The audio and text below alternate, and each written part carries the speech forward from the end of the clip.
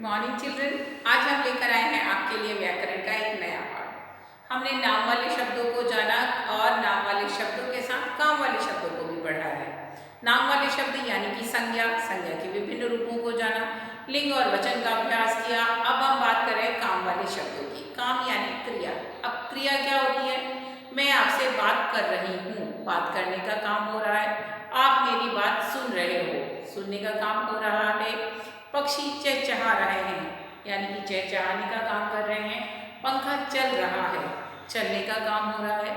तो हम यही देखते हैं कि रोज़ जब भी हम कोई बात करते हैं रोज़मर्रा की ज़िंदगी में, जब हम वाक्य लिखते हैं, किसी से बात करते हैं, तो हमारे बातों में या तो किसी का नाम होता है या नाम की जगह आने वाले शब्द सर्वनाम। कई बार हम नाम बार बार न लेकर सर्वनाम शब्दों का प्रयोग करते हैं।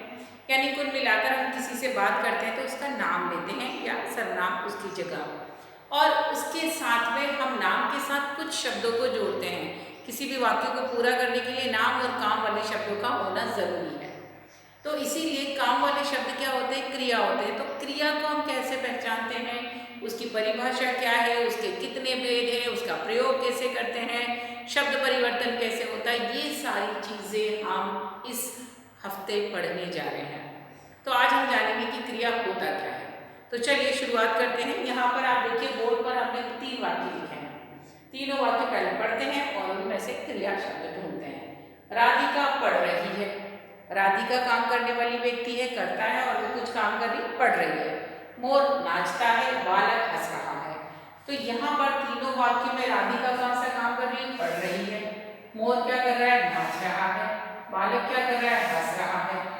तो यहाँ आपने देखा कि उपर्युक्त, उपर्युक्त यानी ऊपर लिखे हुए, उपर्युक्त वाक्यों में पढ़ना, नाचना और हंसना, यानी कि ये पढ़ना, नाचना और हंसना, ये तीनों ही शब्द किसी काम के विषय में बता रहे हैं। हमें बता रहे हैं कि राधिका ने पढ़ने का काम किया, मोर ने नाचने का काम किया और बालक ने हंसने का काम किया।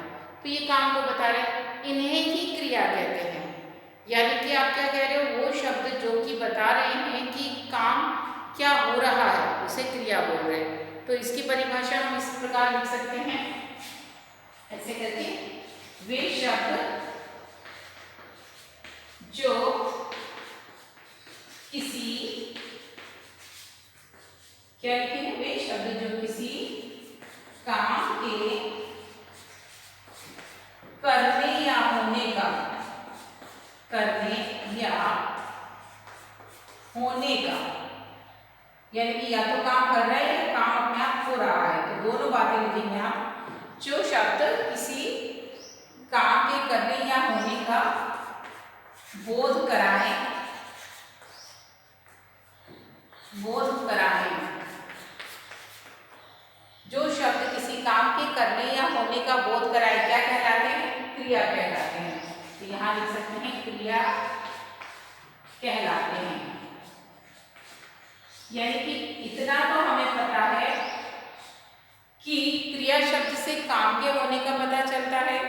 वाक्य में पढ़ना, नाचना, हंसना काम वाले शब्द हैं। वो आपको बता रहे हैं कि कर्ता, संज्ञा द्वारा कौन सा काम किया जा रहा है, तो उन शब्दों को हम क्रिया कहते हैं। और अगर हमसे कहा जाए कि क्रिया की परिभाषा बताओ, तो हम इस प्रकार लिख सकते हैं कि वे शब्द जो किसी काम के करने या होने का बोध कराएं, क्रिया कहलाते हैं।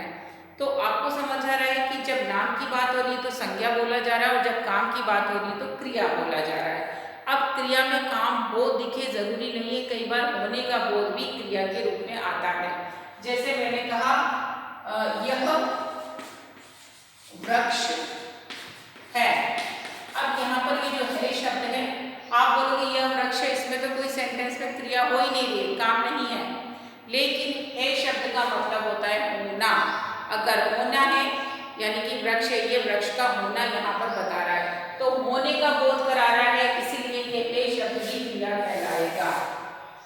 हमने परिभाषा में यही बात की है कि क्रिया से काम वाले शब्दों का ज्ञान होता है, या तो पता चलता है कि क्रिया हो रही है या क्रिया के होने का, यानी कि काम के करने या होने का बोध हो। तो होने का भाव इसमें भी है, इसलिए है भी क्रिया शब्द है।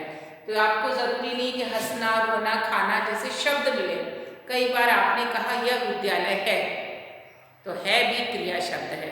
तो इस प्रकार क्रिया शब्दों के आगे हम उसके रूपों को भी जानेंगे, लेकिन अभी आप समझ लीजिए कि क्रिया शब्द में काम वाले शब्द आते हैं और उनसे किसी भी काम के करने या होने का पता चलता है, और है भी क्रिया का ही रूप है, क्योंकि उससे किसी शब्द के, किसी चीज़ के होने का बोध हमें हो रहा है। तो परिभाषा को लेखबद्ध कीजिए, उदाहरण को लेखबद्ध कीजिए, और रहा इसके विभिन्न भेदों के बारे में, गुणों के बारे में हम आगे के मॉड्यूल में चर्चा करेंगे, इसीलिए आप हमारे साथ बने रहिए। ठीक है, बाय।